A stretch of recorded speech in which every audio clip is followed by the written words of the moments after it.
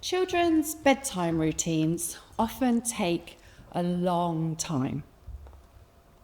An extra story, one more glass of water, another cuddle, and that crucial piece of news from their day, which just has to be shared before their head hits the pillow. I'm sure many of you have run into these delay tactics. I know I did. This is me with my youngest.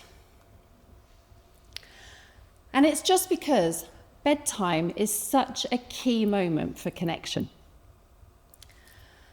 Alongside those familiar rituals, one evening I noticed my daughter was breathing in a really odd way. When she took a breath in, her shoulders rose up and her tummy drew in and away. It was as if her body had forgotten which way was up. Bedtimes were stretching even longer, tummy aches had appeared, and lots of little worries were bubbling up alongside this unusual breathing. I'd seen this kind of breathing before. I taught Pilates, so I worked with breath every day.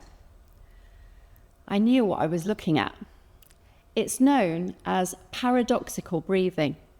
Her breath was moving body parts in the completely opposite direction to the calm, efficient breathing a body usually prefers.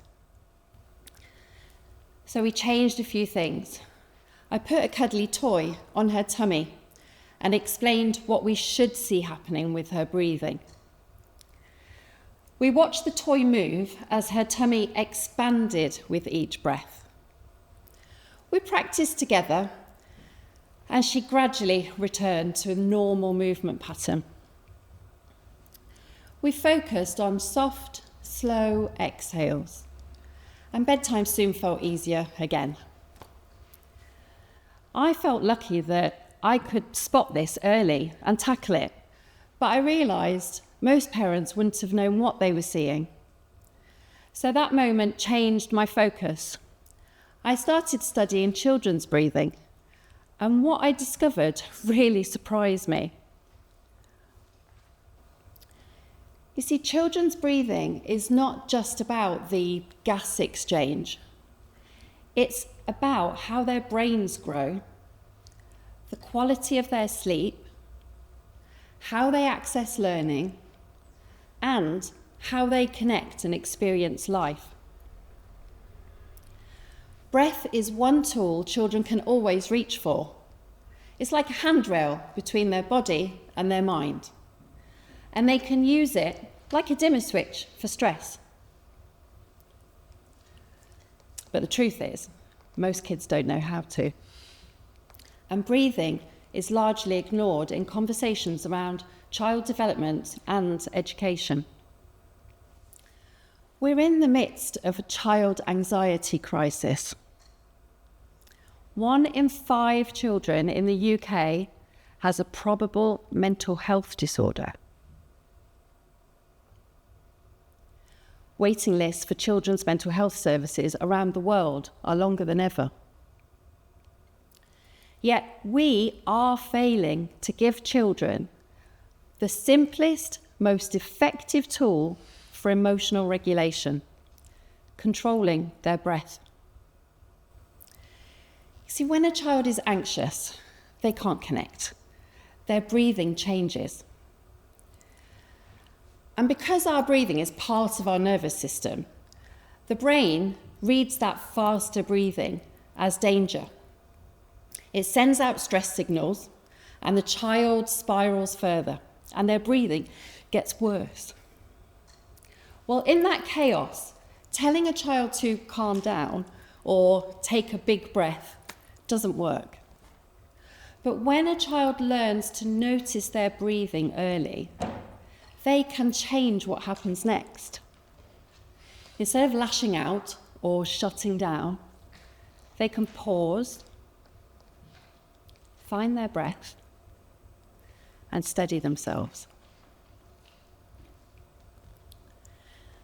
A striking fact is that more than half of adult anxiety sufferers have breathing pattern disorders. The majority of adults with anxiety don't breathe well. This is not a coincidence. It's a clue pointing us to an overlooked intervention.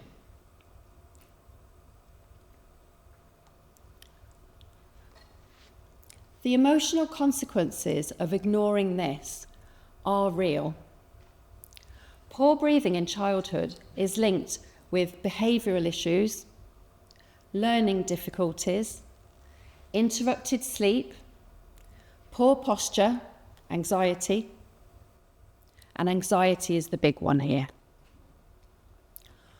1 in 3 teenagers now suffers with anxiety. 1 in 3. And it's heartbreaking to think many don't know that something as simple as breath control can really help.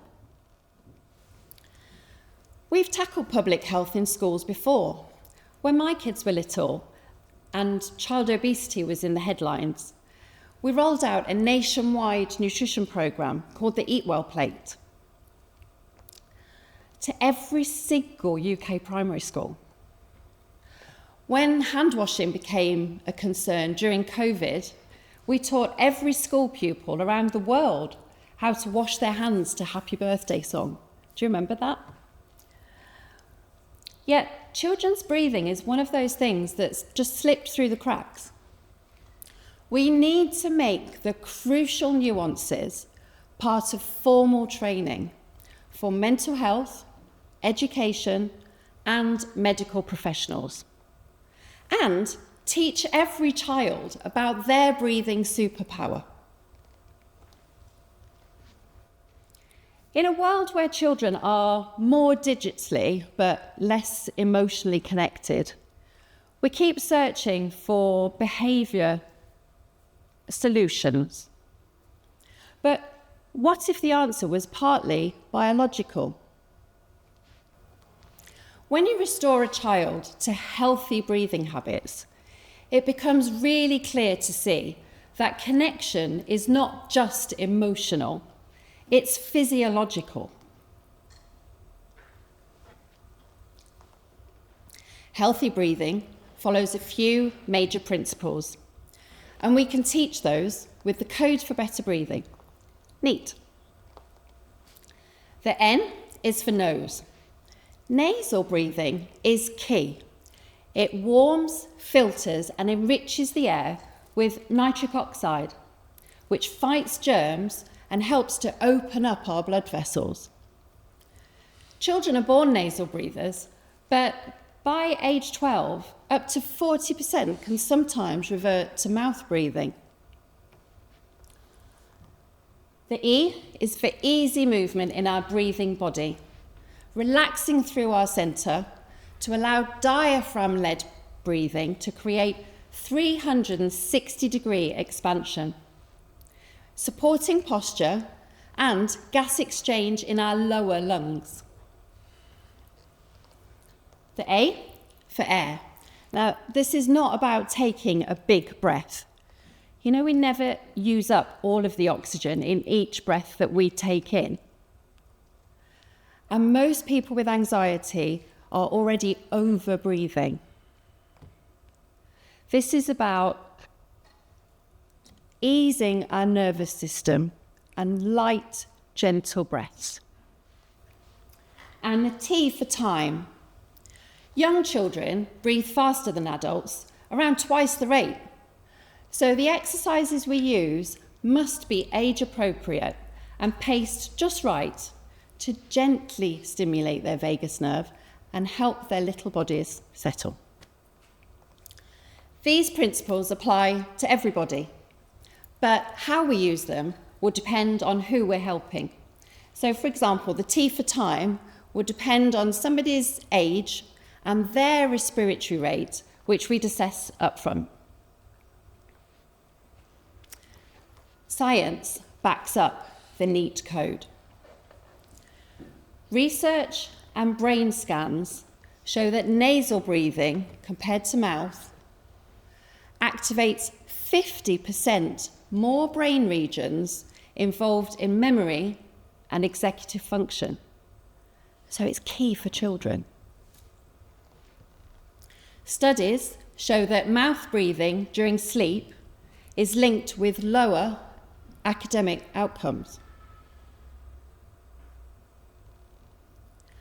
And sleep-disordered breathing, that's when the airway collapses and breathing stops momentarily, is associated with a 40% higher risk of additional educational needs by age 8. Much more than a gas exchange.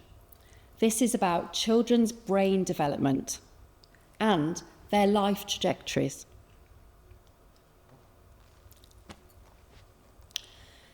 So now you've heard the science behind the NEAT code, let's try it out.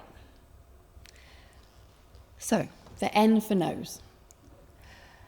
Let's gently close our lips, tongue up on the roof of your mouth, and breathe in and out with your nose. So, no noisy mouth breathers here. The E for easy movement. So let's relax through the belly and wrap our hands around our lower rib cage.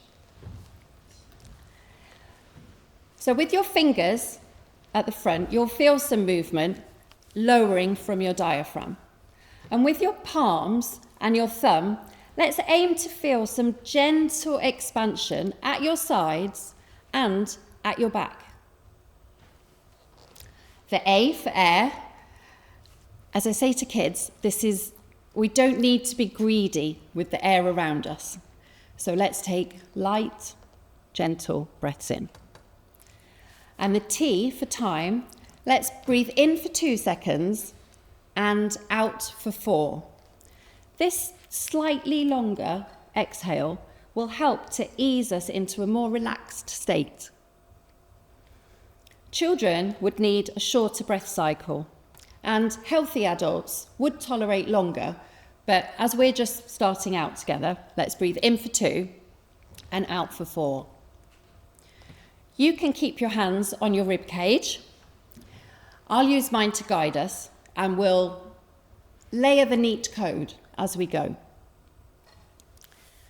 So, if you're ready, let's take a nasal breath in for 1, 2, and slowly out. 1, 2, 3, 4. Breathing low for 1, 2, and slowly out. 1, 2, 3, and 4. Expanding for 1, 2, slowly out. 1, 2, 3, and 4. Breathing light for 1, 2, and slowly out. 1, 2, 3, and 4. And gently in. 1, 2, and relaxing out. 1, 2, 3, and 4.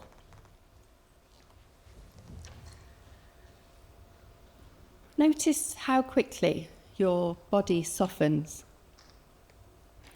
That shift you felt is your body reconnecting with itself. Now imagine a child having tools like this and lots more at their fingertips every day. Like Maggie, an 8-year-old who had just one lesson in using her breath, an interactive story which she played with her mum. The very next time she was mid-meltdown, she said, "Mummy, help me find my breath. I just need to find my breath." One story, she knew what to do, connection restored. Or there's Becca, a teenage athlete performing at national level, but she came with shallow, jittery, congested breathing, poor sleep, and some anxiety. By improving all of her breathing symptoms and her physical stamina, her anxiety eased.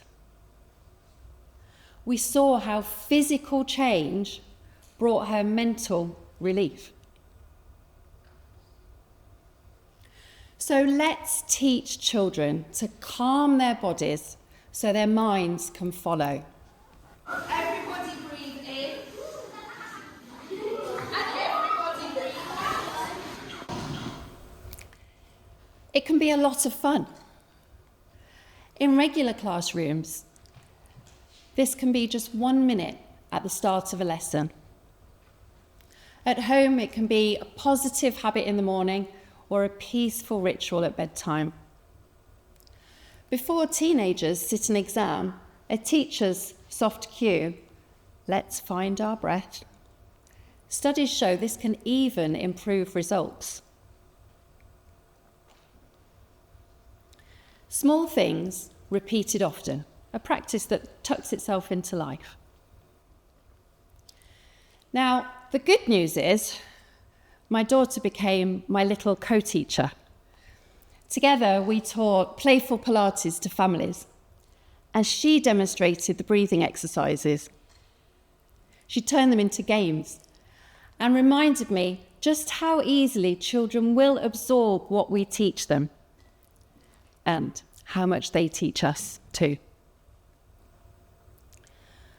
When a child says, "Help me find my breath," and we shift that to "I can find my breath, I can calm my breath," that steadiness will shape everything they do. Children can't control the world around them, but they can learn to guide their world within, using their breath. Thank you.